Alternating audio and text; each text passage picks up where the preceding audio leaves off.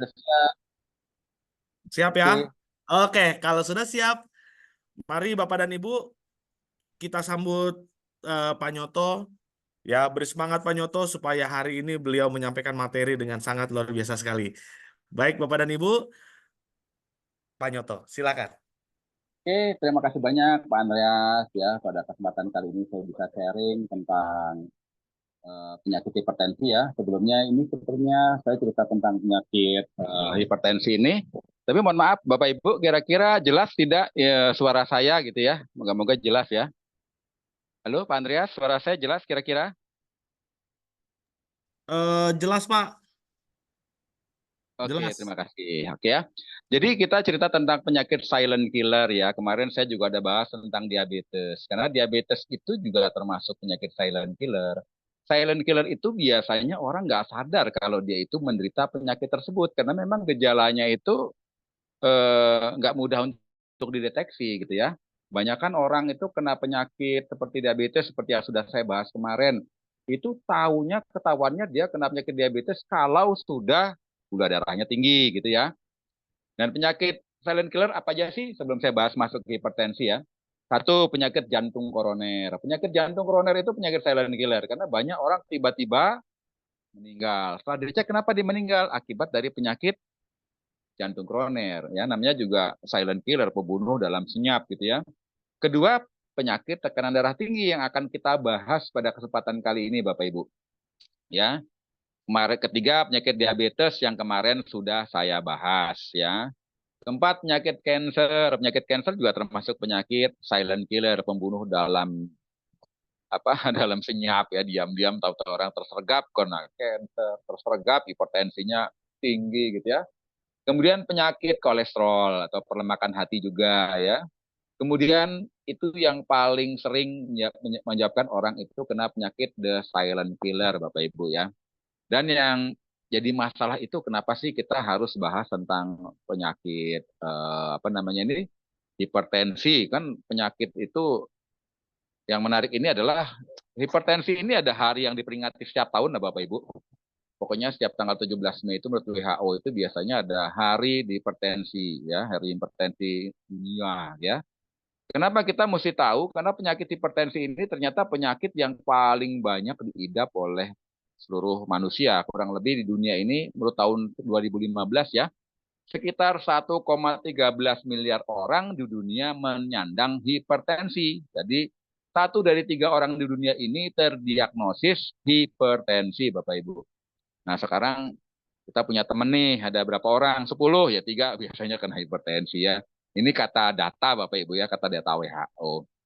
Nah, jadi kita itu sebenarnya kalau tidak ingin kena penyakit silent killer, kita tidak punya masalah dengan hipertensi ini, Bapak Ibu ya harus sering cek dong kadar hipertensi kita itu berapa gitu ya.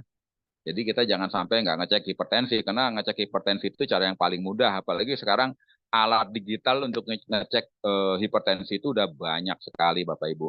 Oke.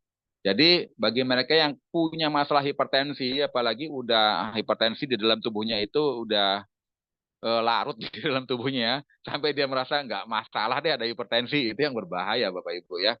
Jadi kita mesti tahu bahwa hipertensi itu mesti kita ketahui sejak dini kalau kita itu punya masalah dengan hipertensi. Nah, tekanan darah atau tensi darah itu dilihat dari mana? Jadi, tenaga yang dikeluarkan oleh darah untuk dapat mengalir melalui pembuluh darah itu yang disebut tekanan darah. Jadi kan dicek tuh tekanan darah kita. Jadi darah kita itu kan mengalir melalui pembuluh darah Bapak Ibu ya. Jadi darah kita itu membawa oksigen, nutrisi, antibodi ya, semua itu dialirkan ke seluruh tubuh melalui pembuluh darah dan itu ada tekanannya Bapak Ibu. Nah, alat untuk mengukur tekanan darah itu disebut dengan sphygmomanometer atau tensimeter ya. Nah, jadi yang disebut tekanan darah kita sudah tinggi itu seperti apa? Jadi kalau kita punya tekanan sistolik di atas 140 mm mercury, ya itu udah hipertensi. Jadi kalau orang sistoliknya 150, 160, nah itu udah hipertensi Bapak Ibu. Kemudian diastoliknya itu kalau di atas 90 mm per higragrio per mercury deh. diastoliknya 90 mm per mercury, itu sudah kena hipertensi. Nah, Bapak Ibu, jadi masalah sistolik dan diastolik itu ngukurnya dari mana? Jadi kalau Anda punya jantung, begitu dia meremas, menekan apa dia sifatnya itu memompa darah gitu ya, meremas itu namanya tekanan sistolik. Begitu dia mengembang itu ke tekanan diastolik. Nah, jadi tekanan sistolik diastoliknya itu yang paling penting. Jadi kalau kita punya tekanan darah normal itu kurang dari 130 mm mercury ya, dan kita punya tekanan bawahnya atau diastoliknya itu kurang dari 85 mm mercury ya. Itu batas yang normal ya. Tapi ada batasan yang normal tapi termasuk normal tapi tinggi Bapak Ibu. Jadi kalau kita tekanan tensinya atas 130 per 139 itu hipertensi masih normal tapi tinggi, atau di bawahnya diastolik 85 per 90 per 89 mm mercury itu normal tapi batas maksimal gitu ya. Nah, Bapak Ibu, yang namanya hipertensi atau tekanan darah tinggi ya, itu ada derajatnya, dari derajat yang ringan yang sampai sangat berat gitu ya. Jadi kalau Anda punya tekanan darah itu derajat 1 ringan, 140 sampai 160 ya sistoliknya itu, dan tekanan bawahnya 90 sampai 99 itu udah hipertensi tapi masih skala ringan. Tapi kalau sudah 160 terus yang diastoliknya sudah 110, nah itu sedang. Apalagi kalau udah berat, yang udah berat itu udah 180, dicek tekanan darahnya, wih 180, tekanan diastoliknya 120. Nah, itu udah hipertensi berat ya. Jangan yang sangat berat sekali Bapak, Ibu, karena kalau kita punya tekanan darah itu sangat berat, bahaya sekali. Nah, penyebab apa sih kita bisa terkena penyakit hipertensi ya Bapak Ibu? Nah, penyebab utamanya itu ada yang bisa kita hindari, ada yang tidak Bapak Ibu. Yang tidak bisa kita hindari adalah karena faktor genetik ya, faktor turunan. Kemudian faktor apa lagi? Faktor umur gitu ya. Itu juga kita nggak bisa hindari. Jadi kalau usia kita semakin lama makin lanjut, nah biasanya semakin menua itu tekanan darah kita cenderung makin meningkat. Tapi seandainya pun semakin meningkat, kalau bisa derajatnya adalah normal tapi batas tertinggi gitu ya. Jangan sampai hipertensi yang skala ringan. Kalau bisa normal walaupun batas tertinggi gitu ya. Nah Bapak Ibu, kita lihat dulu batas tertingginya berapa itu. Jadi kalau Anda sudah usia lanjut, misalnya kepala 6, kepala 7, kalau bisa tekanan darahnya jangan lewat dari 135 deh ya. Syukur-syukur 135 ke bawah. Diastoliknya kalau bisa jangan lebih daripada 90 ke bawah, itu masih normal tapi termasuk batas paling apa namanya bawah lah ya. Nah Bapak Ibu, nah jadi penyebab utamanya ada penyebab hipertensi yang kita tidak bisa hindari genetik ya kan, karena genetik nggak bisa dihindari.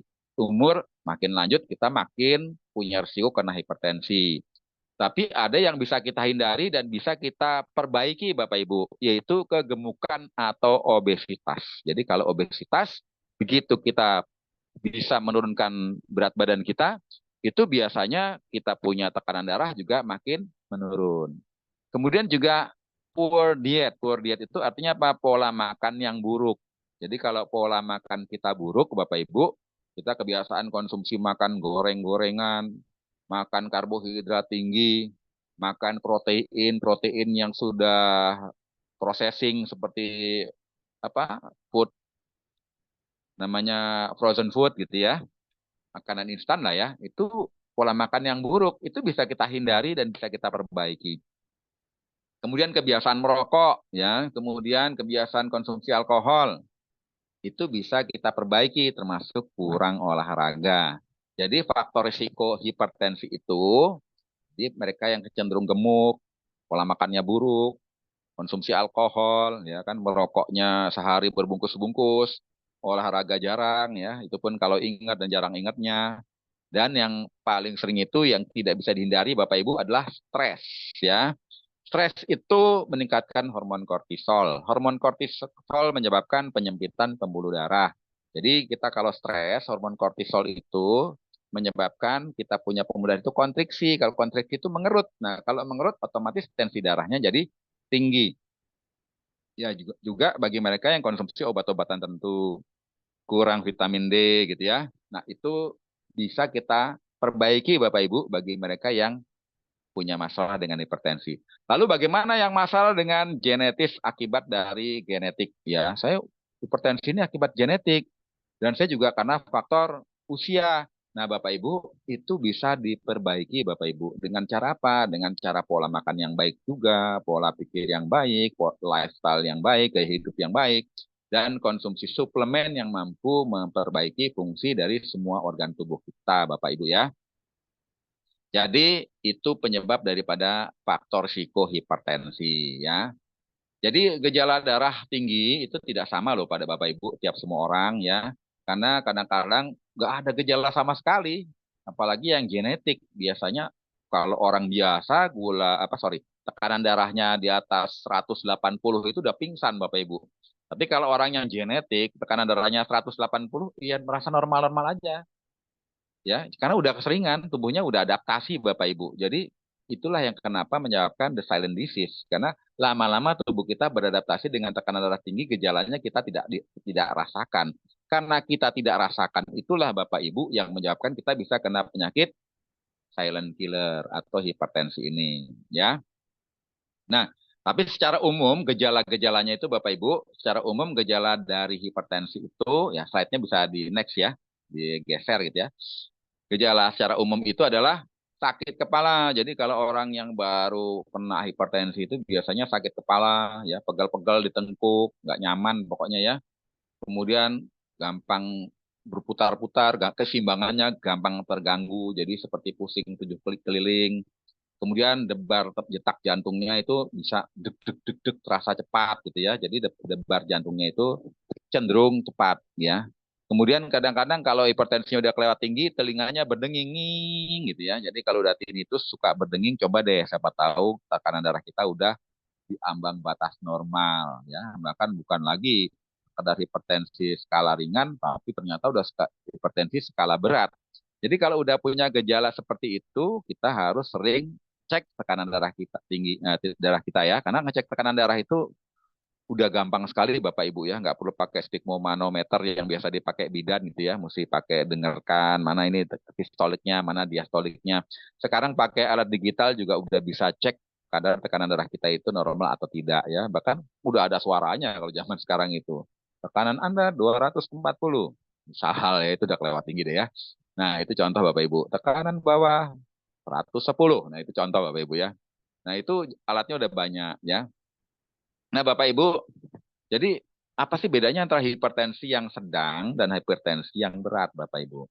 Jadi kalau yang sedang dan berat itu tanpa minum obat, Bapak Ibu, biasanya tensi darahnya cenderung naik, ya. Tapi kebanyakan orang itu bosan disuruh minum obat, ya kan? Apalagi kalau obatnya mahal-mahal, gitu ya. Karena kalau obat yang murah-murah itu efek sampingnya asam uratnya naik, kadar gula darahnya juga naik. Jadi serba salah. Nah, oleh sebab itu Bapak Ibu jangan sampai kita mengidap penyakit hipertensi yang sedang dan berat karena dari awal kita tidak pernah ngecek kita punya tekanan darah kita berapa. Jadi sebelum tensi darah kita itu mencapai ke skala sedang atau berat, sebaiknya kita dari dini sudah ngecek kualitas kesehatan tekanan darah kita gitu Bapak Ibu ya. Kenapa Bapak Ibu? Karena penderita hipertensi yang sudah pola makannya buruk, olahraga juga ada jarang, jadi konsumsi obat juga dosisnya nambah terus, itu yang paling berbahaya. Dan kalau kita ingin keluar dari masalah hipertensi itu, yang paling penting kita meminimalisir faktor risikonya. Nah, bagi mereka yang sudah mulai rajin olahraga, ya, setiap hari minimal 1 jam 2 jam jalan kaki, kemudian juga olahraga ringan, kemudian juga menenangkan pikiran, menghilangkan stres gitu ya, olahraga yang bisa menyenangkan gitu ya, kemudian juga pola makannya menghindari makanan yang buruk, yang banyak goreng-gorengannya, kadar garamnya tinggi, kadar gulanya tinggi, itu dikurangi ya, apalagi termasuk penyedap rasa, semua makanan yang sifatnya chemical dikurangi ya, tidurnya cukup, ya, itu bisa menurunkan tekanan darah secara normal, step by step ya. Nah, kenapa Bapak Ibu? Kalau tensi darah kita itu tinggi terus, itu bisa komplikasi Bapak Ibu. Dan komplikasinya ini bisa menimbulkan kematian. Dan komplikasinya ini biasanya merusak fungsi organ tubuh yang lain. Nah, kalau organ tubuh kita rusak karena tekanan darah kita itu tinggi, Bapak Ibu, ya otomatis kita punya organnya rusak karena tekanan darah kelewat tinggi, ya akibatnya kita bisa kena penyakit silent killer. Nah, Bapak Ibu, untuk menjadi gambaran yang paling mudah ya Bapak Ibu. Nah, Bapak Ibu kan pernah nyemprot tanaman gitu ya. Kalau kita semprot tanaman kemudian kita kecilkan selangnya, biasanya itu tekanannya menjadi tinggi Bapak Ibu. Ya, jadi kalau Anda mau nyiram, biar nyiram semprotannya itu jarak jauh, biasanya kita persempit itu pakai tangan kita tuh ujung selangnya biar tekanannya tinggi jadi semprotannya makin jauh. Nah, akibatnya Bapak Ibu, kalau tekanannya semakin tinggi itu Bapak Ibu, daya sembur semprotannya makin kuat, itu biasanya akan merusak organ tubuh diantaranya otak Bapak Ibu. Nah, otak itu bisa bisa kena faktor stroke. Jantung mompa darah yang sempit ya dan tekanannya tinggi itu menyebabkan jantung kita seperti olahraga lama-lama jantung kita membesar. Nah, kalau jantung kita membesar malah jantung kita itu kemampuan untuk memompa darahnya berkurang. Jadi gagal jantung ya. Kemudian kalau kita fungsinya sudah tahu Bapak Ibu yang namanya ginjal itu fungsinya mencuci darah. Nah, bayangkan kalau kita punya ginjal itu filternya yang mestinya tekanan darahnya normal, baik-baik saja, tekanannya mampu diadaptasi oleh ginjal kita, kita punya glomerulus itu mampu apa namanya menyaring darahnya itu baik-baik saja karena tekanan darahnya normal. Bayangkan kalau tekanan darahnya tinggi, menekan filter yang ada di ginjal kita, lama-lama kita punya filter ginjal ini, glomerulus kita ini bisa rusak. Nah, kalau sudah rusak, ginjal kita bisa bocor, lama-lama bisa gagal ginjal, Bapak Ibu. Dan yang namanya tekanan darah yang sangat tinggi itu kan biasanya merusak pembuluh darah perifer, pembuluh darah tepi, atau pembuluh darah yang sangat halus. Dan di mana Bapak Ibu? Selain di otak ada di mata. Nah, mata kita lama-lama bisa menjadi buta, Bapak Ibu. Ya, jadi ini yang mesti kita hindari. Kenapa sih kita harus berusaha punya tekanan darah senormal mungkin? Jangan sampai tinggi-tinggi terus karena efek jangka panjangnya merusak organ-organ tubuh kita, Bapak Ibu. Dari otak, resiko kena stroke, jadi jantung, bisa bengkak jantung, bisa punya masalah gagal ginjal ya. Kemudian ginjal kita pun rusak, filternya, kemudian penglihatan kita bisa buta karena tekanan darah yang kelewat tinggi gitu ya. Nah, Bapak Ibu, tadi sudah kita bahas tentang efek samping kalau kita kena penyakit hipertensi yang juga termasuk penyakit silent killer ya. Yang tidak dapat dihindari adalah genetik, kemudian suku bangsa ya, karena ada suku bangsa tertentu yang memang memiliki kemungkinan tekanan darahnya tinggi gitu ya. Kemudian juga faktor usia, tapi ada juga yang dapat dihindari. Tapi bagi mereka yang punya masalah dengan genetik, punya masalah dengan umur, itu sebenarnya bisa diperbaiki apabila kita juga menghindari makanan yang kadar lemaknya tinggi, kolesterolnya tinggi. Jadi jangan konsumsi makanan yang bergoreng-gorengan, apalagi digorengnya itu pakai minyak panas yang lebih dari 1000 derajat Celcius, sehingga menghasilkan trans fat. Dan makanan yang paling berbahaya itu adalah makanan yang mengandung trans fat, minyak sayur yang dihidrogenasi, jadi trans fat Bapak Ibu. Nah, trans fat itulah penyebab utama dari penyakit eh, apa namanya hipertensi. Nah, Bapak Ibu sampai sini kedengaran suara saya. Kalau kurang jelas, ini lagi moga-moga jelas ya. Kemudian makanan yang Kedengaran, Pak. diasinkan, ya. Ya Bapak Ibu, jelas ya. Pak Andreas, suaranya jelas ya. Kemudian makanan asin atau diasinkan. Kenapa makanan asin itu penyebab hipertensi? Jadi kalau kita cerita tentang mineral Bapak Ibu, ada mineral yang namanya natrium atau sodium atau garam. Nah, sifat dari natrium atau sodium atau garam ini sifatnya mengikat air di dalam sel. Jadi Bapak Ibu kalau konsumsi minuman 1 liter gitu ya, kita minum aqua atau minum apapun sampai 2 liter, terus kita konsumsi makanan yang asin-asin, yang banyak garamnya, itu Bapak Ibu nggak ingin berkemih. Kenapa nggak ingin berkemih? Karena cairannya itu diikat di dalam sel oleh natrium. Jadi kalau kita banyak konsumsi makanan yang asin-asin, kita apa namanya itu nggak mudah berkemih. Tapi akibatnya apa Bapak Ibu? Kalau sel kita banyak cairan Bapak Ibu, otomatis tekanan darahnya jadi tinggi. Nah, jadi biasanya kalau kita konsumsi natrium, gimana caranya menurunkan tekanan darah kita? Karena kita nggak bisa berkemih karena kebanyakan konsumsi makanan yang asin-asin. Cairan kita ditahan di dalam sel oleh natrium. Jadi pasangannya natrium itu namanya kalium atau potasium. Potasium itu sifatnya mengeluarkan cairan di dalam sel, Bapak Ibu. Jadi kalau kita konsumsi makanan yang banyak kalium atau potasium, biasanya kita gampang berkemih. Ya, contohnya kita makan semangka deh. Semangka itu potasiumnya banyak. Jadi kalau kita makan semangka, memang sih banyak airnya ya, namanya juga watermelon. Itu kita mudah berkemih. Kita makan pisang, pisang banyak potasiumnya atau kaliumnya, ya. Jadi kalium atau potasium itu sama, cuma cuma apa namanya aja berbeda. Potasium atau kalium itu mineral yang sama. Sodium dan natrium itu mineral yang sama. Jadi lawannya dari natrium atau sodium adalah potasium atau kalium. Jadi kita konsumsi pisang, otomatis kita mudah berkemih, ya. Kita konsumsi teh hijau, teh hitam mudah berkemih karena sifatnya mengandung kalium yang tinggi. Nah, jadi kalau konsumsi makanan yang asin-asin, cari buah-buahan yang kadar kaliumnya tinggi biar kita bisa mendetok semua cairan yang ditahan oleh natrium di dalam seluler hingga tekanan darah kita menjadi turun gitu ya Bapak Ibu ya. Tapi masalahnya semua makanan yang ada di toko-toko gitu ya, ada di mall-mall atau di tos serba itu biasanya makanan dalam kemasan, baik dalam kemasan plastik, kemasan aluminium foil, kemasan apalagi itu ya.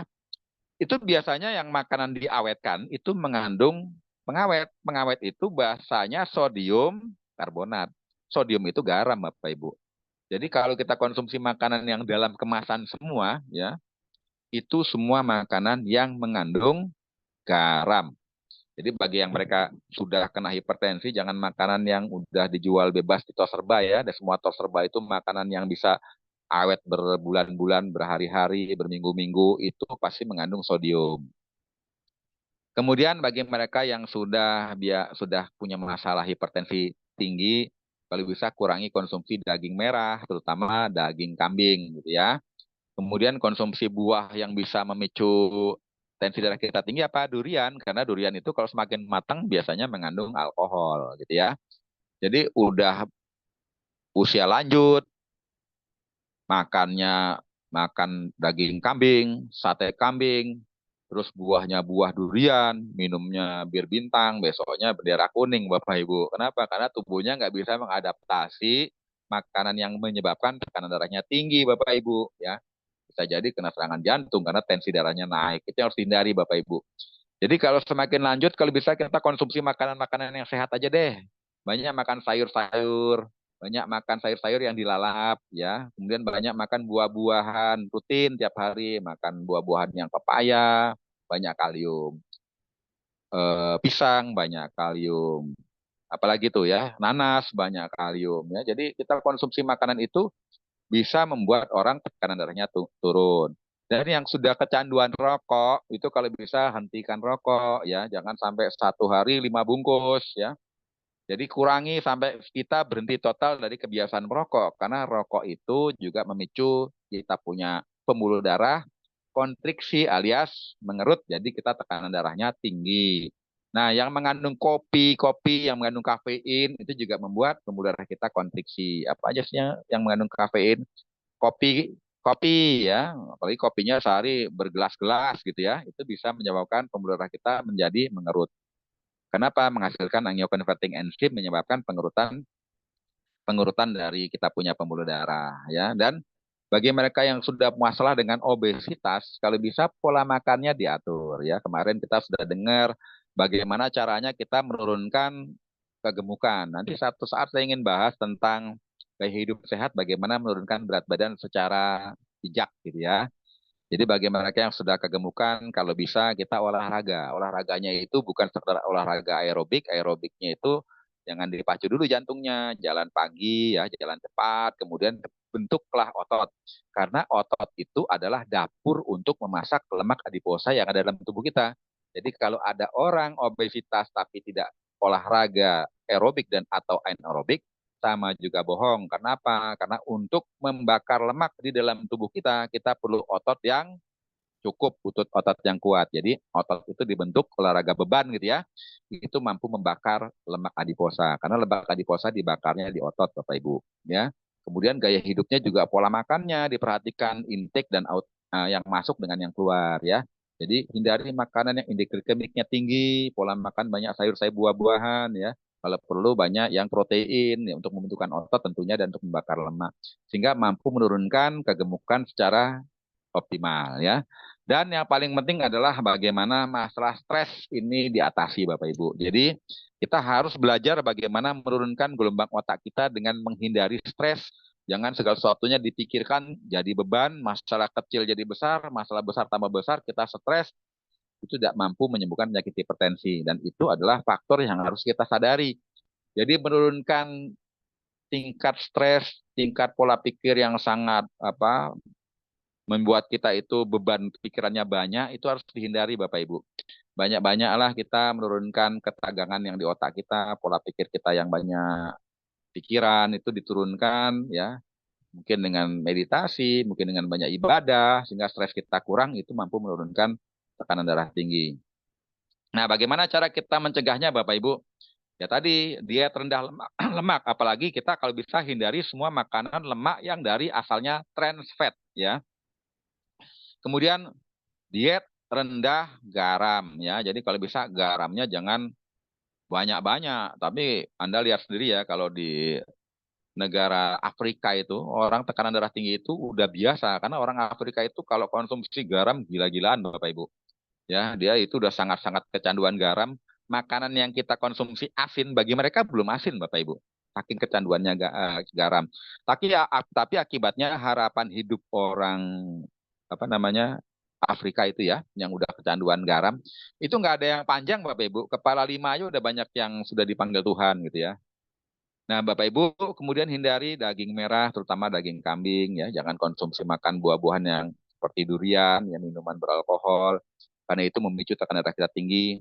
Kemudian kita olahraga teratur minimal jalan pagi, tapi jalannya cepat dan rutin Bapak Ibu ya. Kemudian hentikan merokok ya, jangan minum minuman kopi, kemudian jangan konsumsi teh yang apa namanya kental, jangan konsumsi coklat yang karena coklat itu juga mengandung kafein Bapak Ibu ya, itu bisa menyebabkan tensi darah kita naik ya. Kemudian Bapak Ibu kalau kita punya masalah tersebut ya, kenapa? Karena biasanya hipertensi ini juga ada juga akibat dari faktor penyakit primer. Jadi hipertensinya bukan penyakit primer, tapi dia penyakit sekunder. Karena ternyata penyakit primernya apa? Ada orang kena gula darah tinggi, diabetes mellitus, akibatnya hipertensi. Ada orang punya masalah hipertiroid, akibatnya hipertensi. Ada orang yang kolesterolnya tinggi, akibatnya hipertensi. Ternyata hipertensi penyakit sekunder. Jadi kalau kita mau sembuh dari penyakit hipertensi itu, syaratnya adalah ya kita harus eh, perbaiki dulu penyakit yang primer tersebut ya. Jadi penyakit dia gula darahnya mesti diperbaiki, penyakit hipertiroidnya juga diperbaiki, kolesterolnya juga diperbaiki, otomatis kanan darah kita menjadi normal juga. Nah, jadi Bapak Ibu kalau bisa kita itu sudah sadar bahwa hipertensi itu ternyata penyakit silent killer. Kalau kita tidak segera menurunkan tekanan darah kita ke arah normal, bisa merusak organ tubuh kita. Kalau merusak organ tubuh kita, kita bisa tiba-tiba meninggal karena tersergap penyakit silent killer yang membunuh dalam diam-diam ya. Nah, apalagi, tapi kan saya tiap hari minum obat, walaupun obatnya ditambah. Nah, itu yang paling berbahaya Bapak Ibu. Karena konsumsi obat-obatan jangka panjang itu juga ada efek sampingnya Bapak Ibu. Nanti suatu saat saya bahas tentang efek samping obat-obatan untuk penyakit kronis ya. Jadi kalau bisa kita meminimalisir konsumsi obat, kita cari solusi untuk menurunkan tekanan darah kita secara bijak Bapak Ibu. Oke. Nah, ini kita lanjut efek dari hipertensi yang sudah saya bahas tadi ya. Jadi jantung kita bisa membengkak karena tekanan darah kita tinggi, karena memompa pembuluh darah yang sempit, karena banyak plaknya, akibatnya pembuluh darah kita mengeras, hingga tekanan darahnya sempit. Ya, kalau kita punya selang itu kita sempitkan, tekanannya tinggi ya. Nah, pembuluh darah kita sempit semua. Kenapa? Karena banyak plak. plaknya mengeras. Jadi pembuluh darah kita udah banyak plak, sempit, mengeras, sudah tidak lentur lagi. Akibatnya jantung memompa darahnya capek, lama-lama gagal jantung karena jantung kita membesar. Ya. Jadi penyebab dari hipertensi dari mereka yang bukan karena genetik, awalnya dari pembuluh darah kita yang aterosklerosis atau pengerasan pembuluh darah, Bapak Ibu. Nah, pengerasan pembuluh darah inilah yang menyebabkan tekanan darah kita menjadi tinggi. Pembuluh darah kita itu kan jalan darah kita ya. Jadi jalan darah itu harusnya bersih, lancar, dan pembuluh darah itu mestinya lentur. Jadi lentur itu begini Bapak Ibu. Ini anggap aja apa pembuluh darah ya. Begitu jantung kita berdetak ini ya, dia itu mesti mengembang mengepis sesuai dengan irama jantung Bapak Ibu. Ya, jadi pembuluh darah kita mestinya mengembang, mengempis. Jadi begitu jantung memompa, dia mengembang. Begitu jantungnya rileks, dia ikut apa? Ikut rileks gitu ya. Jadi pembuluh darah yang normal itu mesti lentur dan tidak ada sumbatan.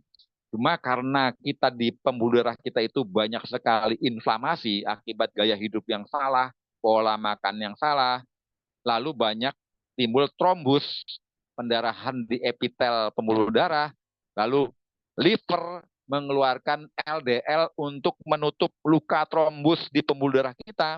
LDL-nya itu untuk plester biar tidak trombusnya kemana-mana di pembuluh darah yang di dalam pembuluh darah kita itu. Nah, tapi HDL lemak baik itu nanti ambil lagi LDL dibawa ke liver untuk didaur ulang. Tapi kenyataannya karena pola makan yang buruk, gaya hidup yang buruk, banyakkan lemak LDL dibandingkan lemak tukang sampahnya HDL.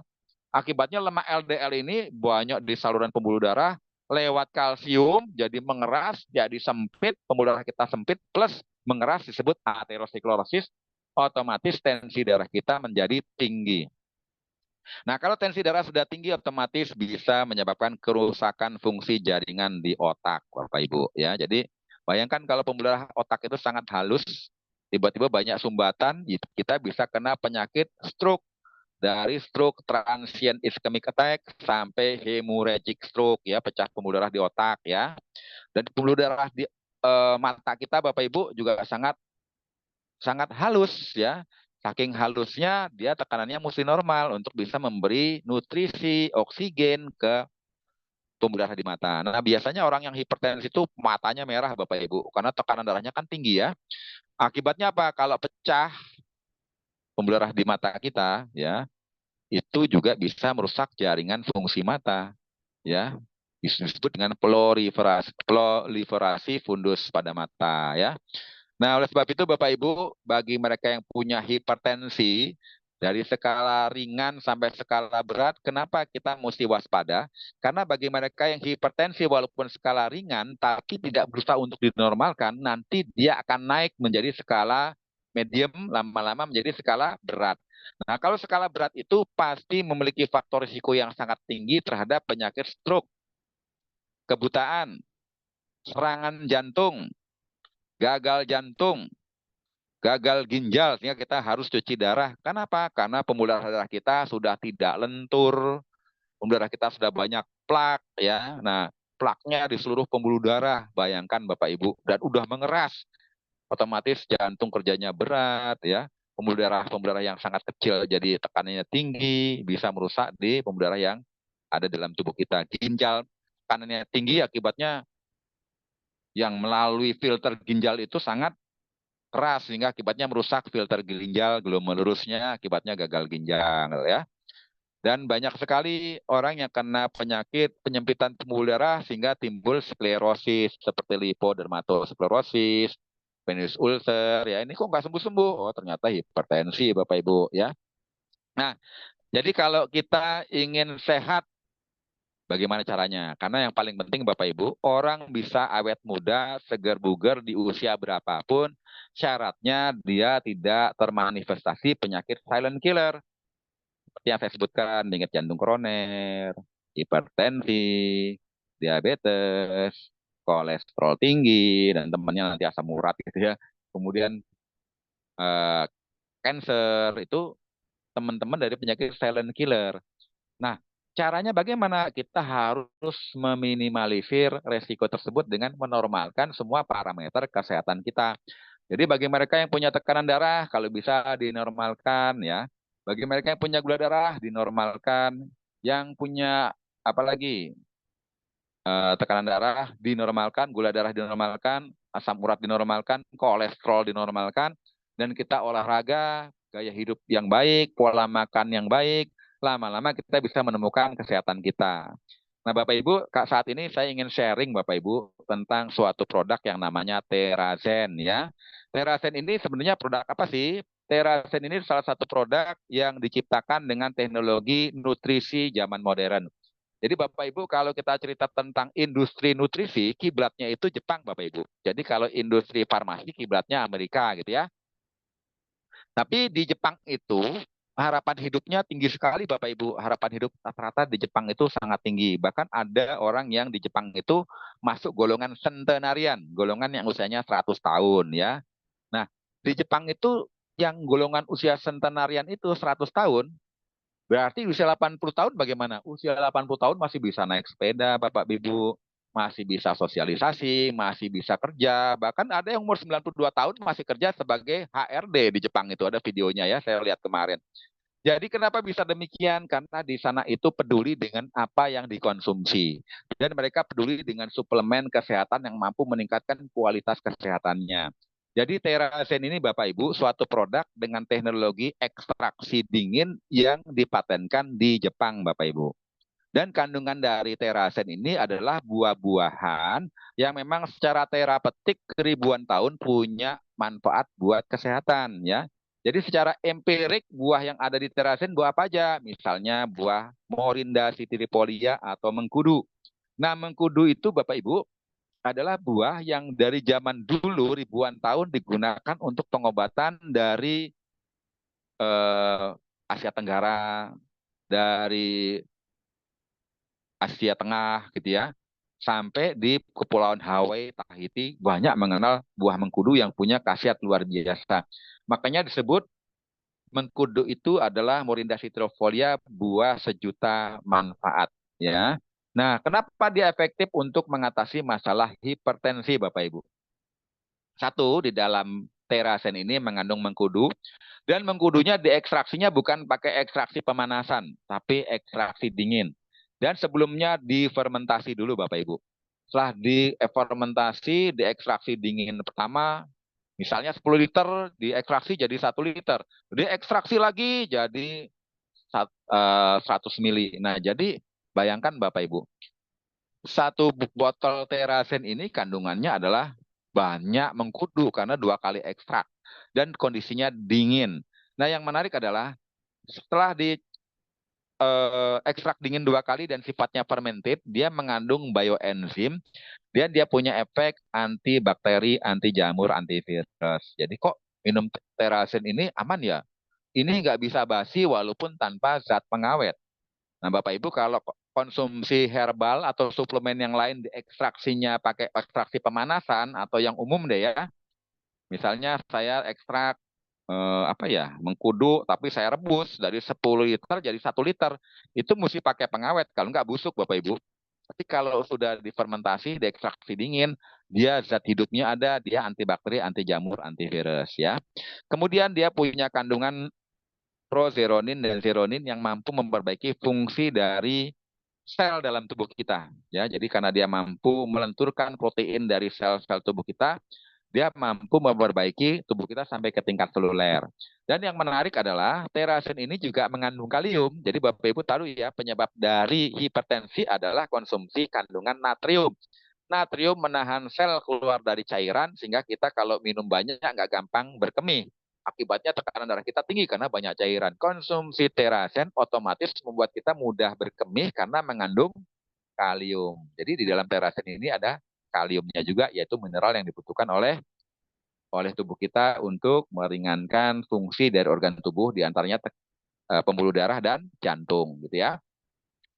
Kemudian karena dia diekstraksi dingin 2 kali, dia mengandung suatu master antioksidan namanya alkaloid, namanya zeronin. Tapi di dalam mengkudu ini adalah prozeronin. Nah, fungsinya apa Bapak Ibu? Dia mengaktifkan enzim protease sehingga memperbaiki fungsi dari liver kita, sehingga liver kita itu mampu memproduksi lemak baiknya yang banyak. Lemak baik apa Bapak Ibu? HDL. Karena HDL itu bisa mengangkut lemak LDL yang ada di pembuluh darah. Jadi tukang sampahnya yang membongkar semua sampah-sampah di pembuluh darah kita yang udah banyak plak itu lemak baik. Namanya apa Ibu? HDL. Dan HDL itu bisa diperbaiki kalau lever kita sehat. Syaratnya lever kita sehat harus ada kandungan nutrisi alkaloid yang kebetulan banyak sekali di dalam Morinda citrofolia yang mengandung progeronin Bapak Ibu. Ya. Jadi bagi mereka yang punya masalah dengan hipertensi, konsumsi terazen rutin, lama-lama kok tekanan darahnya bisa baik-baik dan menuju normal, karena pembuluh darahnya juga diperbaiki dengan cara membongkar semua plak pembuluh darah kita dengan memperbanyak lemak HDL atau high density lipoprotein dengan cara memperbaiki regulasi yang ada di liver, Bapak Ibu. Dan mencegah terjadinya inflamasi-inflamasi di pembuluh darah yang menyebabkan trombus yang menyebabkan aterosklerosis, Bapak Ibu. Jadi bagi mereka yang ingin keluar dari masalah pembuluh darah kita menjadi lentur kembali, bersih kembali, ya rajin-rajin konsumsi terazen. Karena orang yang awet muda itu kalau pembuluh darahnya bersih. Nah, selain itu, untuk melenturkan pembuluh darah, Bapak Ibu, kita wajib olahraga, olahraga kelenturan. Apa? Boleh ikut yoga, asanas, jalan pagi, gitu ya. Kemudian kita juga olahraga rutin, 1 jam, 2 jam, ya. Kita olahraga yang kelenturan sekaligus untuk pernapasan, sekaligus untuk jantung, sekaligus untuk itu. Contohnya apa? Ya, tai chi, yoga, gitu ya itu mampu melenturkan pembuluh darah kita juga. Nah, kemudian Bapak Ibu di dalam terasen ini kan juga banyak sekali proseronin, banyak lagi scopoletin, sorry ya, scopoletin juga mengandung alkaloid, mengandung iridoid. Jadi bagi mereka yang punya masalah asma, tumor, masalah diabetes, sakit kepala sebelah, migrain gitu ya. Kemudian ini nih Bapak Ibu untuk laki-laki nih disfungsi seksual ya. Konsumsi rutin terasen, jangan kaget. Tadi burungnya itu susah bangun, kok gampang bangun sekarang? Ya karena apa? Pembuluh darahnya lancar, gula darahnya normal, kolesterolnya normal, tekanan darahnya normal. Otomatis fungsi seksualnya pun normal kembali. Kemudian yang insomnia, punya masalah dengan lever, SGPT, SGT-nya tinggi, ya. Yang punya masalah metil guanidinnya tinggi, urium tinggi, coba konsumsi apa namanya terazen. Karena terazen ini kan nggak membebani fungsi ginjal. Kenapa ya? Biasanya orang yang sudah sakit ginjal itu minum aja mesti ditaker. Karena kalau konsumsi banyak air tapi tidak bisa berkemih, mau nggak mau mesti cuci darah kan Bapak Ibu ya. Sedangkan di terazen ini kan hitungannya bukan mili, bukan 10 mili, bukannya konsumsi air 100 mili, 200 mili, bukan seperti minum air. Cuma disemprot, cuma mili-mili sangat kecil sekali, sehingga nggak masalah buat ginjal ya. Jadi kita semprot 5 semprot di bawah lidah pagi, siang, sore nggak masalah, walaupun sehari 3 kali. Ya apalagi nanti di blower rutin di titik-titik ginjalnya. Moga-moga nanti cuci darahnya bisa jadwalnya jadi panjang ya, nggak jadi pendek gitu ya. Yang punya masalah sakit paru-paru, sering infeksi saluran pernapasan atas, imunitasnya rendah, dan kalau luka-luka ingin cepat sembuh, bisa disemprot di lukanya, kita semprot di bawah lidah, juga mempercepat tubuh kita untuk membentuk benang-benang fibrin ya. Nah, ini yang tadi kita bahas, konsumsi terasen rutin 5 semprot pagi, siang, sore, malam. Nanti kita cek setiap bulan, protokol 3 bulan, lama-lama kita punya tekanan darah akan menuju normal. Syaratnya dietnya diet yang terbaik, pola makan yang hindari garam, daging merah yang berlebihan. Jadi diganti daging merah dengan daging putih, yaitu unggas ataupun ikan gitu ya. Dari kebanyakan penyedap rasa, karena pasti garam itu ya. Hindari makanan yang ada di tos serba yang udah kemasan-kemasan gitu ya. Dan juga sangat efektif membantu mereka yang punya masalah sakit jantung, sembelit atau konstipasi, pendarahan dalam, rematik, lupus, psoriasis, masalah pencernaan apalagi. Masalah pencernaan itu banyak Bapak Ibu ya. Dari masalah kemarin yang saya bahas itu low acid stomach, ya, kadar asam yang sangat rendah di dalam lambung ya. Kemudian nanti apalagi yang terkenal itu penyakit leaky gut syndrome, sindroma usus halus yang bocor. Apalagi irritable bowel syndrome, itu semua masalah penyakit di pencernaan. Ada gastritis, ada dispepsia. Nah, konsumsi terasen rutin itu mampu memperbaiki fungsi pencernaan ya. Kemudian bagi mereka yang punya masalah tiroid, baik penyakit hipertiroid atau hipotiroid ya. Dan bagi mereka yang punya masalah apalagi radang prostat gitu ya. Jadi yang punya masalah radang prostat, coba deh rajin-rajin semprot di bawah lidah Terazen ya. Nah, kalau pundak kaku itu biasanya efek dari apa Bapak Ibu? Ya efek dari tekanan darahnya tinggi. Sakit-sakit sendi itu biasanya karena penyakit rheumatoid arthritis gitu ya.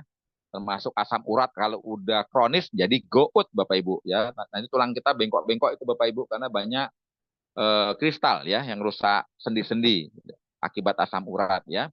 Kemudian pengapuran, nah Bapak Ibu ya, itu manfaat dari prozeronin, skopolutin, damna cantal yang ada di Morinda citrifolia. Nah Bapak Ibu, yang menarik adalah selain buah Morinda citrifolia, Bapak Ibu, ada lagi ekstrak dari buah manggis yang paling banyak di mana manfaatnya di kulitnya. Kemudian delima, kemudian juga pegagan, kemudian lagi dengan cinnamon. Nah, kalau Bapak Ibu kita mengacu pada pengobatan secara nutrisi, warna buah itu menunjukkan dari manfaatnya. Jadi contoh ya, warna buah yang mengandung warna merah gitu misalnya ya. Apa aja tuh di antaranya? Di sini ada delima. Nah, warna buah yang warnanya merah itu bagus sekali untuk pembuluh darah dan kesehatan darah, Bapak Ibu. Ya. Nah, kemudian juga ada lagi yang warna hijau, Bapak Ibu. Nah, ini paling bagus juga untuk apa, Bapak Ibu? Seperti Centella asiatica ini. Nah, kalau kita lihat dari antioksidan yang warna hijau ini paling bagus untuk sistem pencernaan dan pembuluh darah tepi, Bapak Ibu. Nah, cinnamon itu juga sangat efektif dan terkenal untuk masalah otak. Centella asiatica sangat bagus untuk masalah otak. Jadi bagi mereka yang ingin sampai usia berapapun tidak punya masalah dengan demensia atau kepikunan atau Alzheimer yang sifatnya progresif, konsumsi Terazen ini sangat efektif. Kenapa? Karena ada Centella asiatica yang bentuk daunnya aja seperti otak. Dan cinnamon, ya, cinnamon itu sangat efektif untuk kesehatan otak dan itu sudah terbukti secara empirik ya. Kemudian ada lagi Punica granatum karena warnanya merah sangat efektif untuk jantung dan pembuluh darah. Demikian pula dengan kulit manggis. Nah, Bapak Ibu, jadi kalau kita sudah menggunakan Terazen, Bapak Ibu, kita juga bisa pakai apa Bapak Ibu? Kita bisa pakai Iteracare. Jadi bagi mereka yang sudah punya hipertensi, baik skalanya ringan sampai skala berat, cobalah kita stimulasi dengan teknologi luar biasa ini Iteracare ya. Karena Iteracare itu mengeluarkan suatu gelombang ya, bukan panasnya saja. Panasnya itu juga mengancarkan peredaran darah, tapi gelombang terakhirnya itu mampu menginduksi sel-sel kita sehingga getaran sel-sel kita itu seperti getaran sel-sel normal antara 80 sampai 100 milivolt hingga sel-sel tubuh kita bisa detoks semua sampah di dalam selnya dan bisa juga konsumsi nutrisi yang dibutuhkan oleh sel gitu ya. Jadi memang fungsi daripada alat ini ya Bapak Ibu, ini adalah alat yang digunakan untuk pengobatan zaman dahulu secara pengobatan timur ya. Pengobatan timur itu mengenal pengobatan melalui titik meridian Bapak Ibu. Titik meridian itu adalah titik jalur-jalur energi yang ada dalam tubuh kita Bapak Ibu. Dan sekarang pengobatan timur yang usianya ribuan tahun ini digunakan juga dengan mereka yang berada di barat karena sudah terbukti Bapak Ibu. Nah, dengan alat ini Bapak Ibu mampu menstimulasi semua titik-titik akupunktur yang ada di dalam tubuh kita. Jadi bagi kita yang ingin apa namanya sehat dengan cara Iteracare plus konsumsi Terazen ini efektif sekali. Kita bisa panaskan SOP-nya sudah tahu Bapak Ibu ya, kita panaskan di telapak tangan kita, kedua telapak tangan kita, kedua telapak kaki kita, dan di seluruh cakra kita. Cakra itu ada di tenggorokan, di apa namanya ulu hati ya, di pusar, di bawah pusar kita panaskan dan paling banyak kita panaskan bolak-balik di sepanjang tulang belakang kita Bapak Ibu ya. Di sini juga ada di tulang belakang bagian atas Bapak Ibu ya, di torakal bagian atas ini ada titik tekanan darah. Nah, kalau titik tekanan darah ini kita panaskan, biasanya rasanya nggak nyaman Bapak Ibu, seperti kebakar padahal itu ada sumbatan. Begitu sumbatan di titik meridian itu kita panaskan rutin, nanti tekanan darah kita bisa menuju normal karena tubuh kita mampu meregulasi semua sistem dalam tubuh kita dan mendetoksifikasi dengan cara kita pakai Theracare, Bapak Ibu.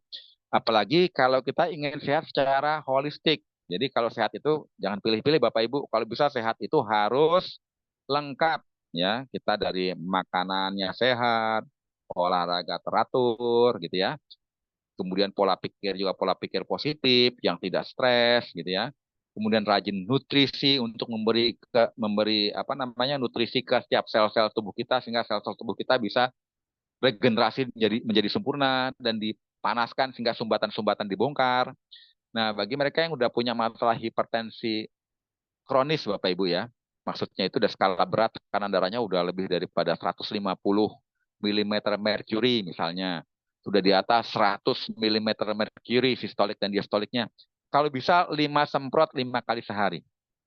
Ya, dan mereka yang akut juga Bapak Ibu udah 140 mm merkuri dan tekanan bawahnya juga udah 100 mm merkuri. Kalau bisa 5 semprot sehari 4 kali. Tapi bagi mereka yang ingin terhindar dari penyakit bukan sekedar kolesterol saja, saya ingin terhindar dari masalah penyakit silent killer. Saya tidak ingin punya masalah dengan penyakit jantung koroner. Saya tidak ingin punya masalah dengan penyakit diabetes. Saya tidak ingin punya penyakit hipertensi ataupun kolesterol. Konsumsi 5 semprot 3 kali sehari yang kita inginkan apa Bapak Ibu? Karena Terasen itu kalau kita semprot rutin ya itu memperbaiki semua sistem dalam tubuh kita, baik sistem ekresi, sistem kelenjar atau hormonal gitu ya, sistem peredaran darah, sistem apa namanya itu detoksifikasi, semua itu diperbaiki Bapak Ibu. Sistem enzimatis, karena tubuh kita diberi nutrisi yang memberi kekuatan kepada tubuh kita untuk memperbaiki dirinya sendiri. Oleh sebab itu, konsumsi Terasen harus rutin. Nanti yang kita temukan begitu semua parameter kualitas kesehatan kita membaik, Bapak Ibu, kita menuju hidup sehat, awet muda, segar bugar, karena tujuannya adalah membuat Anda menjadi awet muda dan sehat, Bapak Ibu. Ya. Oke, Bapak Ibu. Nah, di sini ada titik-titik yang mungkin bisa kita panaskan rutin ya, ada titik-titik totok punggung ya. Ini sebenarnya adalah titik-titik meridian punggung yang biasa digunakan oleh pengobatan praktisi untuk mereka yang menggunakan untuk kesehatan. Tapi daripada kita capek-capek totok, kita bisa panaskan rutin sehingga menginduksi tubuh kita untuk menggetarkan semua sel-sel di titik meridian tersebut dan akibatnya mampu menstimulasi semua sistem yang ada dalam tubuh kita ya. Nah, itu Bapak Ibu, di sini ada meridian lanjut ya, terakhir itu ada saya ambil dari buku Traditional Chinese Medicine ya. Di situ ada selaput dari Nah, kalau di telapak tangan kita Bapak Ibu, telapak tangan terbuka gini ya, di sini adalah selaput jantung Bapak Ibu. Nah, selaput jantung ini dipanaskan terus ya sampai ke arah dada ya. Itu menurut Traditional Chinese Medicine itu mampu memperbaiki fungsi liver, menenangkan liver, mengatur qi, memperbaiki fungsi perut, dan mengatur tekanan darah ya. Jadi kita bisa lihat menurut Traditional Chinese Medicine dari sini, ya ini adalah titik perikardium, selaput jantung dipanaskan terus sampai ke dada ya. Secara rutin bagi mereka yang punya hipertensi itu sangat membantu sekali Bapak Ibu selain dipanaskan di tulang belakang tadi ya, di punggung ya. Dan jangan lupa kita harus rajin konsumsi Terasen rutin. Kenapa? Karena untuk kita keluar dari masalah kesehatan dan kita bisa awet muda, segar bugar kembali seperti sedia kala. Hidup sehat, kalau bisa kita stopping the clock. Stopping the clock itu gimana? Usia kita kalau bisa jalannya itu nggak cepat. Ada orang yang masih muda kelihatan tua, tapi ada orang yang pun usianya lanjut tapi kelihatan muda karena dia mampu menghentikan laju penuaan dini, Bapak Ibu. Dengan konsumsi Terasen yang kaya dengan kandungan ekstrak herbal, yang sangat padat ini efektif sekali untuk meregulasi semua sistem hormonal ya, termasuk somatropin, human growth hormone, termasuk dehidroepiandrosteron ya, kelenjar anak ginjal, termasuk dia juga adaptogen, mampu menurunkan stres, termasuk dia juga mampu memperbaiki semua sistem pencernaan sehingga kita menemukan kualitas kesehatan kita menjadi awet muda karena orang awet muda itu nggak ada yang punya masalah dengan penyakit Bapak Ibu ya. Oke Bapak Ibu, itu sekilas tentang informasi saya. Jadi bagi mereka yang ingin keluar dari masalah kesehatan, bisa konsumsi Terasen rutin, bisa awet muda, sehat segar bugar, dan bisa terapi sendiri dengan cara pakai alat ITERA Care kita ya. Karena saya sendiri rajin pakai ITERA Care Bapak Ibu. Kalau saya masalah sakit nggak nyaman ya, masuk angin, saya seperti badan lemas-lemas, saya juga rajin pakai ITERA. Dan banyak dari teman-teman saya juga yang sudah merasakan manfaat, ada yang sudah konsumsi Terasen rutin, dan juga pakai ITERA Care, cuci darahnya sudah berkurang. Tapi nanti akan saya ambil testimoninya ya. Belum sempat aja nih saya untuk ngambil testimoninya ya. Jadi saya pakai dua terapi ya. Pakai Terasen juga pakai ITERA Care ya. Oke, sampai di sini informasi saya Bapak Ibu. Jadi apapun keluhan Anda, kita jangan minder, jangan putus asa selama kita mengenal ITERA Care, selama kita mengenal Terasen, ada cara keluar yang sangat bijak sehingga kita bisa kembali menemukan kualitas kesehatan kita yang optimal. Syaratnya kita mau belajar, meningkatkan kecerdasan kesehatan, dan kita mau out of the box bahwa sehat itu pintunya banyak ya. Salah satunya dengan Terasen dan ITERA Care. Oke, demikian Pak Andreas informasi saya. Terima kasih atas waktu luang teman-teman yang sudah berkenan hadir pada kesempatan kali ini. Saya kembalikan kepada Pak Andreas ya.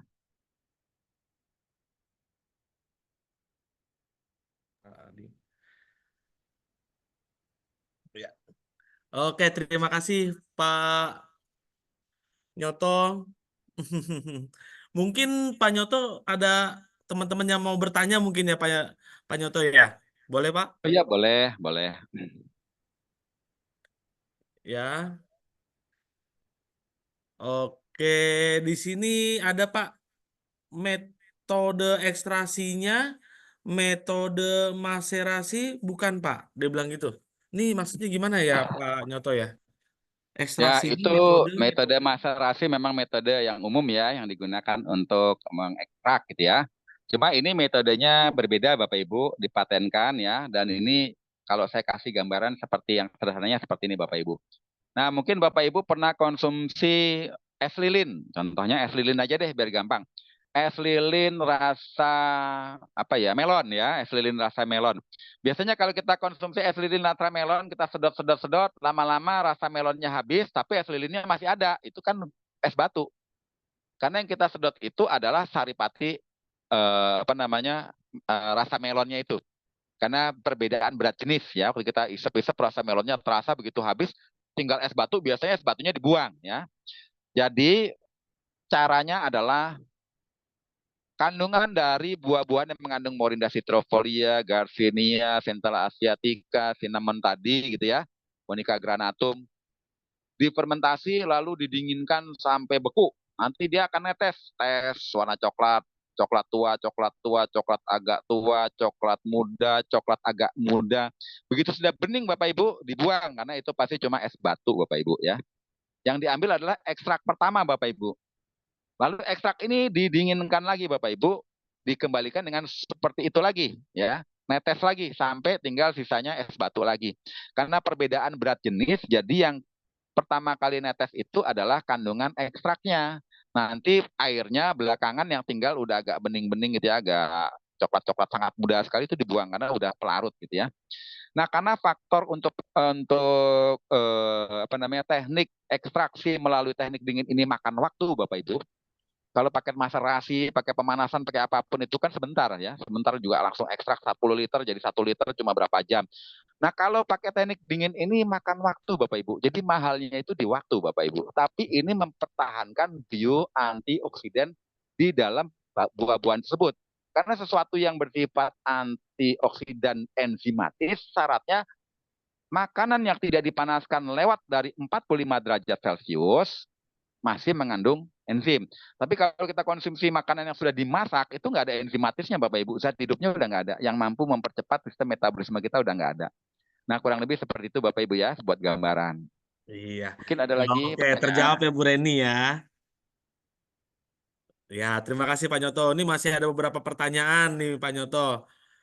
Eh, Ya, berapa lama pemakaian Terazen bisa mulai memberikan efek perbaikan yang signifikan? Ini Ibu Lita yang bertanya, Pak.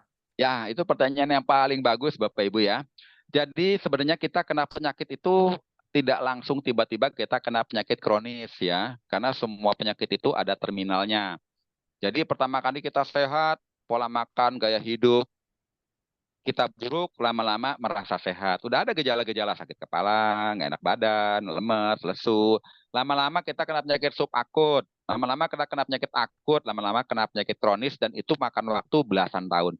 Jadi bagi mereka yang kena penyakit diabetes kronis, hipertensi kronis, punya jantung bocor, itu penyebabnya karena kita memasukkan toksik dalam tubuh kita belasan tahun. Ya, namanya intoksifikasi. Nah, saat kita ingin sembuh, Bapak Ibu, itu namanya proses detoksifikasi, mengeluarkan racun di dalam tubuh kita, dari racun yang ada di organ-organ tubuh kita, di seluler kita, itu proses detoksifikasi. Nah, saat detoksifikasi atau pengeluaran racun itu, ada proses yang namanya healing crisis. Prosesnya nggak nyaman, tapi harus kita lewati bagi mereka yang penyakitnya sudah kronis. Jadi konsumsi terasen itu kalau bisa protokolnya adalah 3 bulan. Ya, contoh kita beli satu paket silver deh ya, satu paket silver itu kurang lebih dapat 5 botol plus satu, ya 6 botol itu kita konsumsi 1 bulan. Lalu kita konsumsi lagi paket silver lagi 6 botol lagi, kita konsumsi lagi 6 botol lagi. Tapi setiap bulan kita agar termotivasi konsumsi rutin, kita harus cek parameter kesehatan kita. Jadi bagi mereka yang udah punya masalah gula darahnya tinggi, sampai lukanya susah kering, orang bilang diabetes basah ya, padahal dalam medis tuh nggak ada diabetes basah, diabetes kering ya. Semua diabetes cuma tipe 1, tipe 2, gestasional, spesifik gitu aja ya. Nah itu eh, konsumsinya harus rutin, persisten. Nanti 1 bulan kita cek kadar kolesterol berapa, gula darah berapa, kemudian tekanan darah berapa, asam urat berapa, urium kreatinin, albumin, metilguanidin. Kalau perlu kita cek, biar kita, oh iya ya, sebelum minum saya nilainya sekian, rapot saya merah, sekarang kok rapotnya udah mau hijau semua nih, gitu. Misalnya tensi darah saya tadinya 160, minum rutin sebulan gitu ya. Kok sekarang turun menuju 140 gitu ya. Udah menuju normal walaupun masih tinggi gitu ya. Konsumsi lagi 2 bulan. Kita cek lagi kualitas kesehatan kita. Kemudian cek lagi 3 bulan. Nah, begitu kita konsumsi rutin, biasanya di tubuh kita itu ada reaksi di mana tubuh kita diajak untuk bergerak, diajak untuk aktivitas, diajak untuk istirahat, diajak untuk apapun itu lebih nyaman karena kita udah punya energi, karena kita punya sampah terdetoksifikasi dan tubuh kita itu mampu regenerasi sel.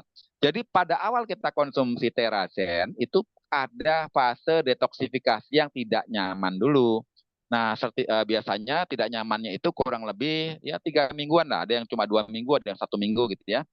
Setelah itu terlewati, lama-lama tubuh kita menjadi lebih nyaman, lebih enak untuk aktivitas, dan semua gejala-gejala penyakit makin berkurang dan kita menemukan kualitas kesehatan kita menjadi baik, Bapak Ibu.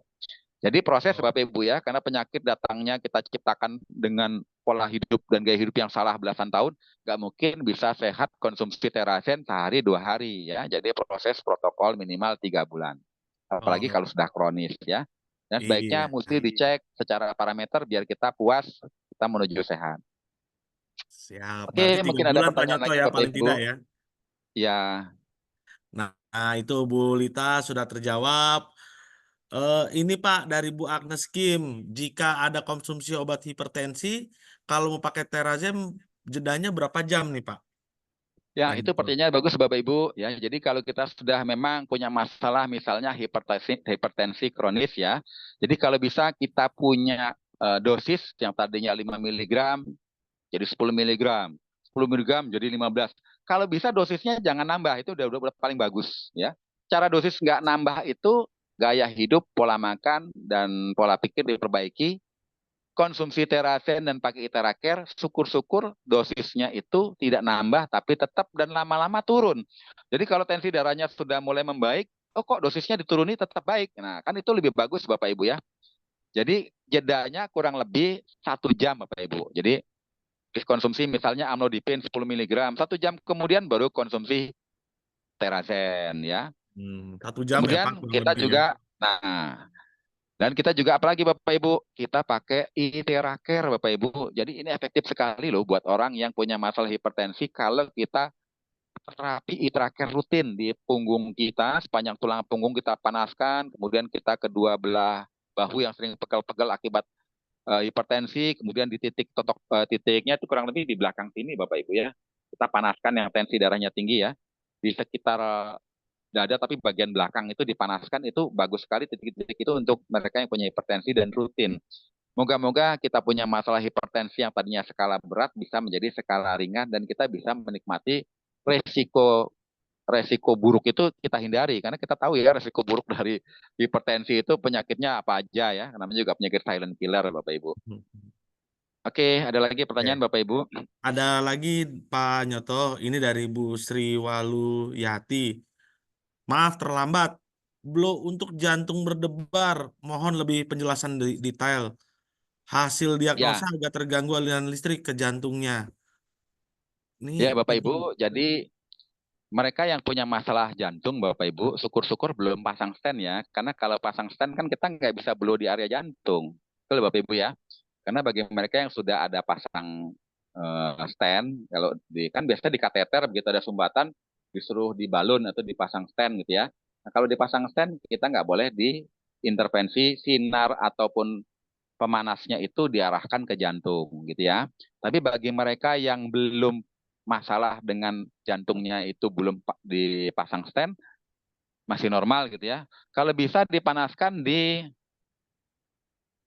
sini Bapak Ibu ya. Tapi kan kita tahu standarnya itu pertama di tangan, dua telapak kaki, kemudian di daerah cakra tenggorokan, cakra ulu hati, kemudian cakra di pusar. Ya ini dari teman saya sih yang udah kebanyakan pakaiannya dengan cara itu ya. Kemudian di bawah pusar, kemudian di sepanjang tulang punggung Bapak Ibu. Di sepanjang tulang punggung itu dipanaskan bolak-balik dan di titik akupunktur yang ada di jantung di bagian belakang. Nah, tadi ada di file saya, bisa dilihat itu sangat efektif sekali untuk dipanaskan di bagian titik tulang punggung di bagian belakang yang bermasalah dengan jantung. Biasanya kena panasnya dikit itu udah sakitnya kayak disilet karena ada sumbatan di jantungnya. Nah, Bapak Ibu termasuk mereka yang punya masalah jantungnya berdebar atau palpitasi ataupun dia punya elektro jantungnya itu sistem kelistrikannya nggak bagus. Akibatnya apa? Jantungnya berdebarnya itu kadang cepat, kadang nggak teratur Bapak Ibu ya. Nah, selain dipanaskan, kalau bisa konsumsi terazen rutin Bapak Ibu. Karena kebanyakan penyakit jantung itu berhubungan dengan faktor kita defisiensi mineral. Di antara defisiensi mineral untuk yang paling bagus buat jantung itu adalah mineral magnesium Bapak Ibu. Nah, magnesium ini paling bagus untuk memperbaiki fungsi kelistrikan yang ada di jantung Bapak Ibu. Jadi kalau kita punya masalah kelistrikan jantung itu nggak normal, coba deh konsumsi terasen yang kaya dengan kandungan bioantioksidan dan mineral mikro yang sangat dibutuhkan oleh organ tubuh kita. Kita konsumsi rutin 5 semprot pagi, siang, sore, dan malam ya. Nanti kita bisa lihat setelah konsumsi rutin, syukur-syukur ambil aja langsung 5 botol plus 1, habiskan untuk 1 bulan. Kenapa? Memang sehat itu mahal, tapi sakit jauh lebih mahal ya. Karena Ya, kalau udah setuju kena Pak. serangan jantung, udah repot sekali Bapak Ibu. Apalagi kalau udah pasang stent, udah dibalon jantungnya. Apalagi kalau udah divonis harus di bypass, nah itu lebih mahal lagi Bapak Ibu. Ya, jadi Iya. kalau bisa udah punya masalah jantung, jangan takut-takut untuk tiap hari pakai itaraker dan konsumsi terasen, ambil paket langsung 5+1. Sehingga 1 bulan habiskan. Nanti kita rasakan sendiri, kita punya kelistrikan jantung, kita punya palpitasi, kita punya detak jantung itu moga-moga normal ya. Jantungnya itu tidak lagi palpitasi ataupun detaknya tidak beraturan. Itu. Ya, seperti Oke. terjawab ya Bu Sri ya. Baik, ini ada Pak, udah ada sertifikat halal MUI-nya Pak Ya, luar dari biasa. Bu Ini pertanyaan Reni. bagus ya. Nah, terasen ini sebenarnya secara bahan baku sudah sertifikasi halal secara bahan baku Bapak Ibu ya, tapi secara merek lagi proses ya. Jadi waktu kita bikin bahan baku mengkudunya, delimanya itu udah ada sertifikasi halalnya udah ada, tapi secara merek ini lagi dalam proses. Nah, Oh, karena prosesnya baru 1 bulan, moga-moga di bulan depan sertifikasi terasen halalnya sudah keluar Bapak Ibu. ya. Terima Ya, kasih. Mantap, Bu Reni terjawab ya. Satu lagi nah Pak saya juga Nyoto, pengen buru-buru keluar ya. Oke, biar cepat-cepat bisa dijual Pak. ya. Oke, Pak Nyoto, ini ada yang bertanya lagi dari Ibu Nani. Ya, Malam Pak Nyoto, kalau kolesterol tinggi dan asam urat tinggi, baiknya berapa banyak dalam sehari konsumsi terazen? Terus kalau oke. disebut air, boleh nggak Pak? Dia bilang gitu. Ini pertanyaan bagus sekali Bapak Ibu. Ya, ini luar Nah, biasa Pak. penyebab dari kenapa sih kolesterol kita tinggi? Kolesterol tinggi itu tidak melulu dari pola makan Bapak Ibu ya. Misalnya saya makan makanan yang banyak mengandung jeroan misalnya ya, banyak mengandung lemak gitu ya. Nggak melulu seperti itu. Karena penyebab kita punya kolesterol tinggi itu sebenarnya kita banyak inflamasi di dalam organ-organ tubuh kita. Sehingga kita punya liver itu memproduksi kolesterol jahat yang orang sebut jahat lah ya. Padahal sih ada fungsinya juga ya. Tubuh kita liver memproduksi LDL banyak, sedangkan HDL-nya sedikit. Nah, karena fungsi liver kita kemampuannya menurun, sintesa dari pabrik kimia yang ada dalam tubuh kita itu fungsinya menurun. Jadi Bapak Ibu, liver kita harus bagus. Kalau liver kita bagus, otomatis kolesterol kita juga normal. Nah, caranya adalah hindari pola makan yang menyebabkan kolesterol kita tinggi. Apa itu? Trans fat. Apa itu trans fat? Minyak sayur yang dihidrogenasi, yang kita sebut margarin. Jadi kalau ibu tiap hari masih makan martabak manis, martabak telur yang dimasak pakai apa namanya?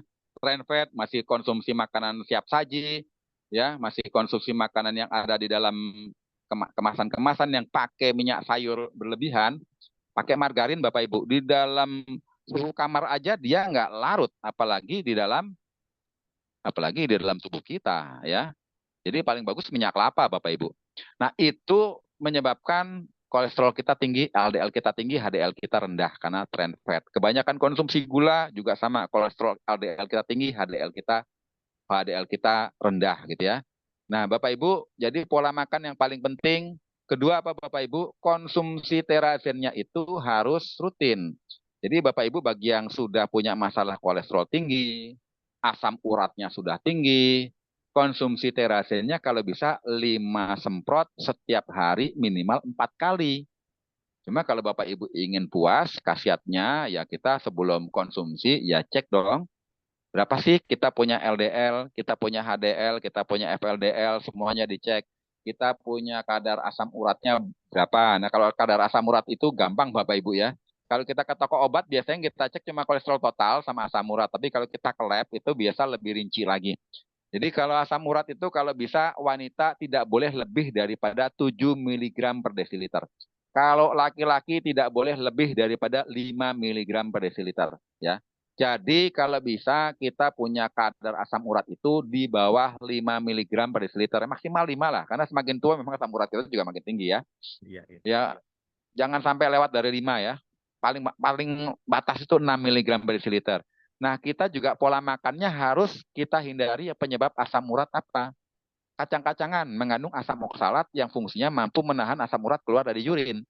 Jadi bagi mereka yang punya asam urat itu udah bermasalah, susah turun, berarti fungsi ginjal kita sudah lemah untuk bisa mendetok asam urat keluar dari tubuh kita, Bapak Ibu.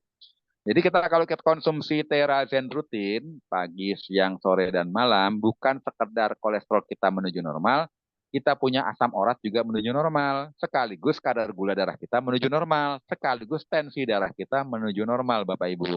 Oleh sebab itu, kuncinya awet muda segar bugar, gaya hidup sehat, pola makan sehat, faktor mentalitas sehat, konsumsi terazen, olahraga, dan pakai Itera Care secara rutin. Oke. Oke, di sini ada pertanyaan lagi kah Bapak Ibu? Saya rasa belum ada. Coba saya, Bapak Ibu ada yang mau ditanyakan lagi? Mungkin 2 pertanyaan lagi kali Pak ya, Pak Nyoto. Boleh. Ya, silakan Oh Bapak dan ya, Ibu. sekaligus ini kalau disemprot di bawah air boleh nggak? Boleh ya. Jadi disemprot di dalam air juga boleh. Jadi kalau kita nggak bisa semprot di bawah lidah, semprot di bawah air 5 semprot. Airnya nggak perlu banyak-banyak, Ibu ya. Misalnya cuma gelas di berapa mili kita semprot di bawah air, kita minum itu boleh ya. Oh, berarti boleh ya Pak disemprot ke air ya, Boleh. Ini supaya saya punya testimoni ya, ada orang yang lidahnya nggak bisa diangkat, Pak Andreas.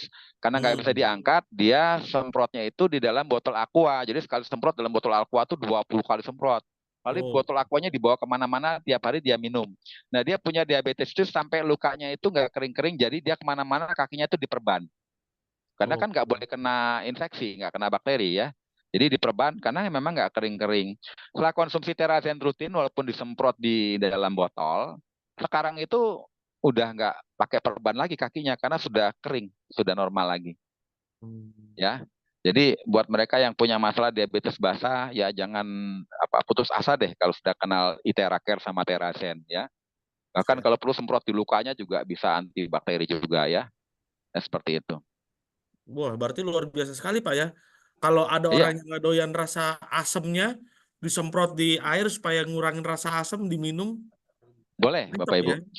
Jadi kalau kita cerita tentang rasa Bapak Ibu, ya ada dua rasa yang membuat kita sakit, ada dua rasa yang membuat kita sehat Bapak Ibu. Ini cuma intermezzo aja ya. Rasa yang membuat kita sakit, satu rasa manis. Nah, kira-kira Bapak Ibu tahu rasa manis menyebabkan kita penyakit apa? Diabetes Gula merah. mellitus. Ya. Ya. Rasa asin, konsumsi makanan yang asin-asin yang kita bahas tadi menyebabkan kita hipertensi. Kalau hipertensi nanti gagal jantung, gagal ginjal, gitu ya. Tapi ada rasa yang menyebabkan kita sehat, rasa pahit, Bapak Ibu. Karena orang yang konsumsi jamu rasanya pahit tapi menyehat, tapi bisa membuat sembuh. Termasuk rasa asam, ya. Rasa asam itu bukan pH asam, tapi rasanya asam, tapi bisa menyembuhkan. Jadi contohnya konsumsi jeruk nipis, rasanya asam, tapi bisa menyembuhkan. Tapi buat mereka yang konsumsi rasa asam, kalau bisa yang perutnya sensitif, jangan perut kosong. Kalau bisa perutnya harus isi, ya. Dan kalau nggak kuat Hmm. asam, boleh dicampur dengan air. Siap. Oh iya, Pak, mau tanya lagi tapi keluar dari tema. Kolesterol Ya, menyebabkan lesu dan kepala pening ya? Tuh, Pak, dari ya Bu karena Mani. kan kolesterol itu ya membuat darah kita cenderung kental Bapak Ibu. Jadi LED-nya juga tinggi ya. Darah kita juga kental. Akibatnya kalau kita punya darah itu jalannya tidak lancar, membawa oksigen ke dalam sel-sel juga nggak optimal. Membawa nutrisi ke sel-sel tidak optimal. Ya otomatis kita cenderung lesu dan mudah kena kelelahan kronis Bapak Ibu. Nah, kalau darah kita kolesterolnya menurun, otomatis tekanan darah kita menuju derajat ke apa namanya itu normal, derajat ke cairan darahnya itu normal gitu ya, homeostatisnya menjadi normal. Jadi paling bagus ya kadar gula darah kita, kadar kolesterol kita di bawah 200 total ya, kadar kolesterol di bawah 200 mg per desiliter dan HDL-nya itu kalau bisa di atas 40 mg per desiliter ya. Jadi kolesterol baiknya jangan lebih daripada 160 mg per desiliter. Nah, Hmm. seperti itu. Karena komposisi kolesterol juga harus penting, bukan sekedar kolesterolnya normal tapi komposisinya nggak normal, itu juga berbahaya Bapak Ibu. Oke, Oke, terakhir nih, Pak. lagi. Pertanyaan terakhir Ya, nih. Terazen boleh dikonsumsi oleh bumil dan menyusui? Itu, ya Pak, ini pertanyaan kedua. pertanyaan yang bagus sekali Bapak Ibu. Nah, sebenarnya semua bayi sebelum dia konsumsi makanan yang baik untuk bisa dicerna pencernaannya udah kuat gitu ya. Kan biasanya konsumsi air susu ibu. Nah, oleh sebab itu kalau kita menyusui sebaiknya konsumsi makanan yang bergizi Bapak Ibu. Jadi bagi ibu-ibu ya yang lagi menyusui, konsumsi makanan yang bergizi dan makanan yang baik. Ya, jangan konsumsi makanan siap saji, konsumsi makanan yang di pinggir jalan goreng-gorengan, makanan nggak jelas kita konsumsi ya. Kita konsumsi makanan yang bergizi. Jadi jangan lupa konsumsi ikan misalnya ya. Konsumsi apa lagi tuh? Daging ayam. Ya kan kalau gizi proteinnya tinggi, anak kita bisa tumbuh sehat dan cerdas, Bapak Ibu. Dan yang menarik Bapak Ibu, kalau kita ingin punya pencernaan, kita punya sistem itu bagus ya, kita konsumsi antioksidan. Antioksidan yang terbaik dari saripati buah-buahan. Dan konsumsi terazen bagi ibu hamil ini sangat efektif sekali membuat imunitas tubuh bagi ibu yang hamil tetap prima, otomatis berimbas kepada air susunya juga kaya dengan antioksidan Bapak Ibu. Jadi kadang-kadang kalau kita lagi menyusui, kita memberi gizi kepada anak kita kan nggak bisa melalui anaknya langsung karena belum boleh konsumsi makanan padat. Jadi dari air susu. Jadi yang kita konsumsi harus makanan bergizi, makanan yang kaya dengan antioksidan. Dan bagus kalau ibunya konsumsi terazen juga. Jadi semoga anaknya itu imunitasnya sehat, nggak gampang terinfeksi bakteri bibit penyakit, nggak mudah radang, nggak mudah inflamasi gitu ya. Karena orang tuanya kasih suplemen yang optimal ya. Akibatnya anaknya juga nggak gampang sakit, Bapak Ibu. Jadi kan kita kasihan kalau bayi itu, apalagi cuaca lagi nggak jelas ya, karena lagi pas pancaroba ya, bisa kena flu, kena radang, kena apapun, karena kita nggak memberikan antioksidan yang cukup buat bayi kita melalui air susu, Bapak Ibu. Oke, mungkin ada lagi, Bapak Ibu. Wah, mantep. Terima kasih Bu Desti ya, Bu Desti Lim nih Pak yang tanya tadi boleh nyusuin Oke, Bu sama-sama, Bu. Mil dan Bu Sui boleh nggak? Oke, mungkin masih ada satu lagi mungkin Bapak dan Ibu. Pak Nyoto, boleh satu lagi Pak Oke, mungkin? boleh. Boleh, boleh. Silakan Bapak dan Ibu satu lagi. Kalau nggak ada sih memang sudah jam 9 lewat nih Pak. Ya, Iya. Gimana Bapak dan Ibu? Berarti penjelasannya Pak Nyoto luar biasa ya. Mereka ini antara mengerti dan langsung paham Pak Nyoto. ya. Yang paling penting, Dahsyat Bapak ya. Ibu, kita harus meningkatkan kualitas kecerdasan kesehatan kita, Bapak Ibu. Karena kita sehat itu tanggung jawab diri kita sendiri. Jadi saya ada seri tentang penyakit atau imun akibat dari penyakit low acid stomach, dan mungkin nanti saya bahas lagi tentang leaky gut syndrome, pencetus autoimun ya. Itu kalau bisa Ibu dengarkan, jadi kita tahu kenapa kita bisa termanifestasi penyakit autoimun misalnya. Kenapa saya bisa termanifestasi penyakit diabetes ya. Dan juga di-share kepada teman-teman ibu-ibu semua, bapak-bapak semua yang punya masalah diabetes, autoimun, ataupun masalah hipertensi seperti ini, sehingga mencerahkan mereka untuk bisa keluar dari masalah kesehatan mereka, karena mereka teredukasi tentang kesehatan. Oke Bapak Ibu, terima kasih sebenarnya atas waktu luang Bapak Ibu yang bisa sama-sama kita berbagi di sini. Ya, ini Pak yang terakhir nih Pak. Yang terakhir nih Pak. Satu lagi. Untuk yang punya DM, hipertensi, dan tiang ini TG tinggi apa Pak ya? Tiang tiang tinggi atau tekanan Tekanan apa darah ya? tinggi mungkin maksudnya. Tekanan darah tinggi mungkin ya Pak ya. Berapa Ya, konsumsi ya. terazen gitu Pak? Ya, Bapak Oh, Ibu. kolesterol Pak. Oh, kolesterol Terigu. tinggi Ya. ya. Oke, oke ya. Jadi bagi Bapak Ibu yang udah penyakitnya itu banyak karena faktor metabolisme kita sudah kurang fungsinya ya, disebut juga metabolic disorder. Sistem metabolisme kita sudah salah fungsi, akibatnya kita punya kolesterol tinggi, tekanan darah kita tinggi, asam urat kita tinggi ya, karena faktor kita punya apa namanya, fungsi organ sudah melemah. Kalau bisa konsumsi Terazen 5 semprot pagi, siang, sore, malam. Syukur-syukur mau tidur kita semprot lagi ya, apalagi yang sudah kronis, apalagi penyakitnya sudah banyak. Sekaligus terapi ITERA rutin Bapak Ibu, karena kalau bisa sehat itu harus holistik gitu ya. Holistik itu harus pola makan atau diet makan harus sehat. Jadi yang makanan yang buruk-buruk kita tinggalkan ya. Kemudian gaya hidup kita tinggalkan, yang suka konsumsi rokok, kopi berlebihan kita tinggalkan. Yang suka begadang tinggalkan, itu gaya hidup ya. Kemudian kita harus mereduksi pola pikir kita yang stresnya tinggi, juga kita harus harus sifatnya harus pasrah ya, apalagi stresnya apa karena penyakit, nah itu repot. Jadi kita harus pasrahkan tubuh kita bahwa kita bisa kembali sehat kalau kita berusaha. Jadi kita juga olahraga, kita konsumsi banyak makan sayur-sayur buah-buahan, kita juga apa namanya tidak lagi melakukan gaya hidup yang salah, kita tidur teratur, makan teratur, makan juga kunyahnya yang banyak, kemudian juga kita konsumsi terasennya rutin, plus kita rajin pakai interaker, dan kalau kita ingin merasa nyaman sebelum dan sesudah, kita ada uji lab ya. Kolesterol berapa, asam urat berapa, gula darah berapa. Sebulan cek lagi, bulan kedua cek lagi, bulan ketiga cek lagi. Kalau semuanya menuju hijau, rapot yang tadinya merah nih menjadi biru, kita kan juga merasa termotivasi bahwa kita bisa sehat jikalau kita ingin meraihnya dengan cara paling bijak, Bapak Ibu ya. Oke, mungkin ada lagi pertanyaan. eh, Satu lagi deh. Ini terakhir ya. Kalau sakit sinusitis frontalis sudah direncanakan operasi dan asma bagaimana cara pemulihannya, Pak? Ya, jadi Bapak Ibu, sebenarnya kalau sinusitis itu kan yang namanya belakangnya tis itu ada radang Bapak Ibu, ya. Bronkitis, sinusitis, faringitis, apalagi itu ya, semuanya yang ada tis di belakangnya itu ada radang. Radang itu inflamasi. inflamasi itu pasti ada intervensi dari bakteri bibit kuman penyakit, Bapak Ibu.